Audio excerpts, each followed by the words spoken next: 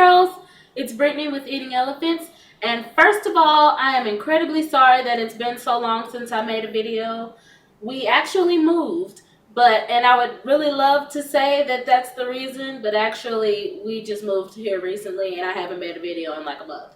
So that's the reason I haven't made a video in like the last couple of weeks, but the weeks before that I didn't make a video, yeah, I just got lazy. Anyway, backtracking to last cycle, it was a 28-day cycle, which means no, I did not conceive, but that's fine.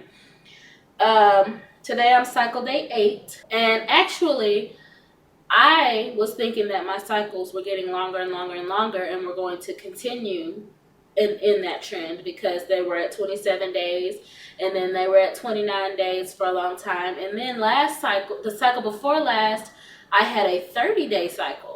So I was getting really afraid that I was, that my cycles were gonna just keep getting longer and longer and longer because of PCOS. But it doesn't look like that's the case because this cycle was 28 days. And you know what? My body tricked me. It really, really tricked me. And it does this all the time, but I don't think I've talked about it yet. So let me just tell you guys what happened. I had, my period. I don't remember how many days it was. And I'm not talking about this last period. I'm talking about the period before last. I had a period, and then I had relatively symptom-free, living until cycle day 14. Cycle day 14, I had cramping. Really distinct cramping. Like, it only lasted like maybe 2 minutes, but it was like I couldn't ignore it. And so perfect, right? I mean, obviously that's ovulation cramping. Cycle day 14, it's enough cramping where I couldn't ignore it. It was sharp pains.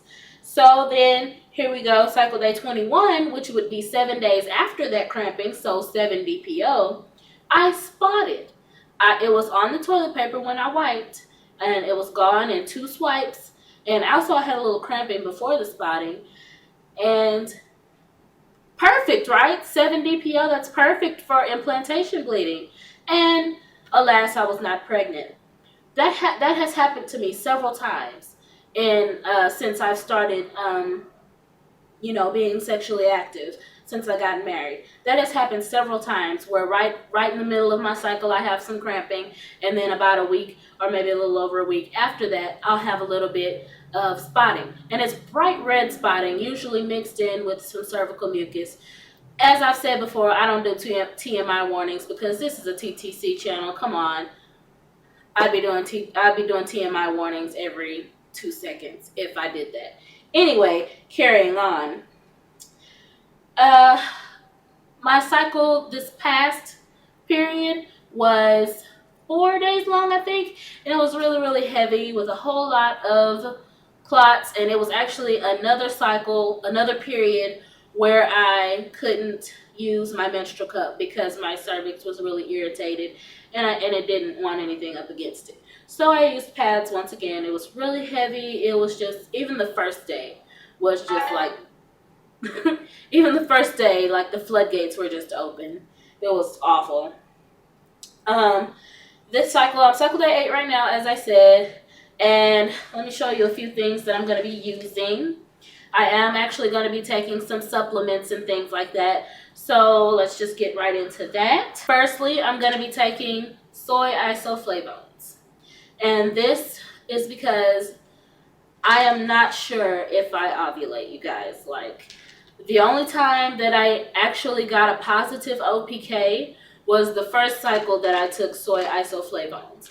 And I took OPKs one other time, another cycle without Soy Isoflavones, and I never got a positive. I ran out of OPKs before I got a positive, and I had 20 OPKs. So I'm not sure if I have a luteinizing hormone surge without them.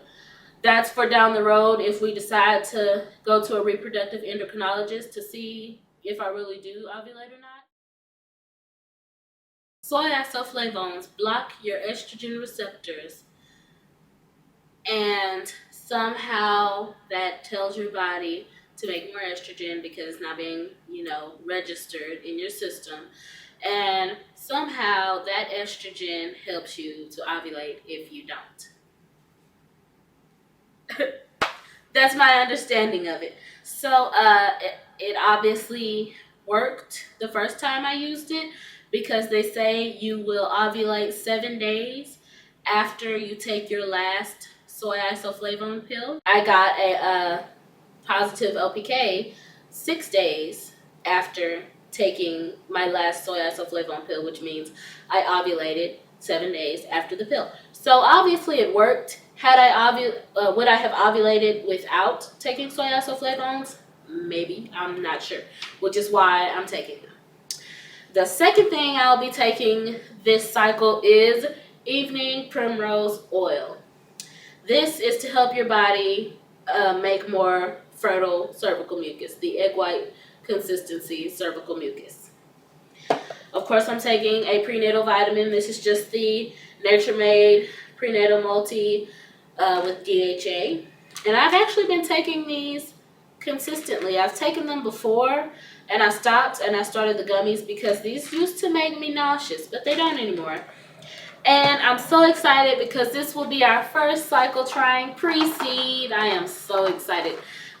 We have tried the Astroglide brand fertility-friendly lubricant, and you know, it was fine, but I've heard rave reviews about Preseed, so I'm so excited to try it. It's really expensive at the pharmacies, but I found it at H-E-B, which is a grocery store that we have here in Texas, and it is an amazing store. But anyway, this video is not about H-E-B. And also, speaking of baby dancing with the Preseed, no plan for that. We are just gonna let it happen naturally, and that's really what we do anyway, so no change there. No ovulation predictor kits this cycle. I'm taking an involved yet still laid back approach, because as I've said many times before, after a miscarriage you can get very obsessive when you want that take-home baby, and I'm doing everything I can to make sure that I don't get obsessive. So you know, my disposition is always kind of gonna be laid back, cautiously optimistic, and just trying to realize that trying to conceive is a very small part of a very big life that I'm trying to live, that my husband and I are trying to live. Also, my husband and I have been walking in the evenings, at least a mile, I'd have to say. We're walking around our neighborhood, so, you know, we don't know how far we're walking, but quite a ways, at least a mile, maybe even a couple miles. I'm not sure. We just walk. How long would you say we walk? How long would you say we walk, babe? I don't know how long we walk. 3 miles. About 3 miles, my husband says. But, yeah, that's really been helping with us, you know, having some quality time, and also, you know, getting exercise in, gentle exercise, which is really good for trying to conceive. And, oh, I have another PCOS symptom out of absolutely nowhere. I was just looking in the mirror. I get really close to the mirror and I pick at my eyelashes and eyebrows. I don't know. It's a habit that I've had since I was little. And I noticed I am growing like hair, like not the little fine white hair that we have all over our bodies. The dark hair right here in between my eyebrows and right here on my upper lip. Like, it was surprising.